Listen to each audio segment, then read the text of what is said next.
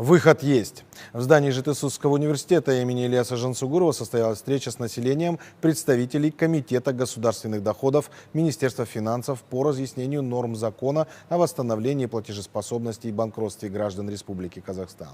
Данное постановление вступит в силу в марте этого года. Его целью является снижение долговой нагрузки и смягчение социальной напряженности среди граждан. Предусмотрено 3 вида процедур по долгам перед банками, микрофинансовыми организациями и коллекторскими агентствами. Можно будет применить внесудебное банкротство, а при этом задолженность не должна превышать 5,5 миллионов тенге.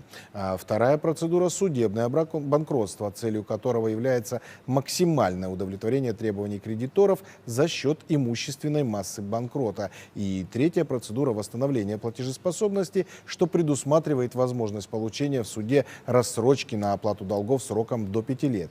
Инициировать такие процессы может только сам заемщик. Люди должны стать заинтересованными в формировании своей положительной кредитной истории, чтобы в последующем легко получать заемные средства. Каждый должен усвоить, что признание банкротства не станет уходом от проблемы выплаты долгов, а будет лишь помощью в безвыходной ситуации, поскольку последствиями банкротства станут ограничения на получение займов и кредитов в течение 5 лет, кроме микрокредитов и ломбардов, повторное применение банкротства через 7 лет, мониторинг финансового состояния гражданина в течение 3 лет. В данном направлении уполномочены заниматься разъяснением и приемом заявок Управления государственных доходов местных районов. За дополнительной информацией граждане могут обращаться в контакт-центр государственной корпорации правительства для граждан по номеру 1414, добавочный номер 3.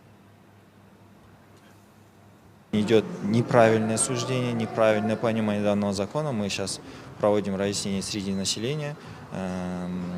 Также по ходу разъяснения мы узнаем другие бытные проблемы у народа, которые, может быть, за этим законом не учтены, чтобы в дальнейшем при модернизации, при усовершенствовании данного закона, чтобы максимально был охват населения, который мы могли решить вопрос данного.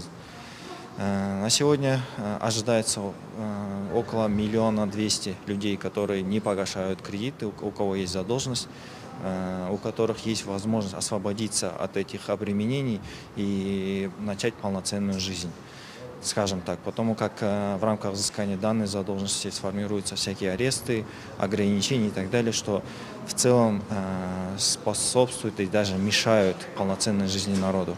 Соответственно, данное законодательство дает возможность людей освободиться от долговых обременений и избавиться, и начать жизнь с чистого листа, можно сказать так.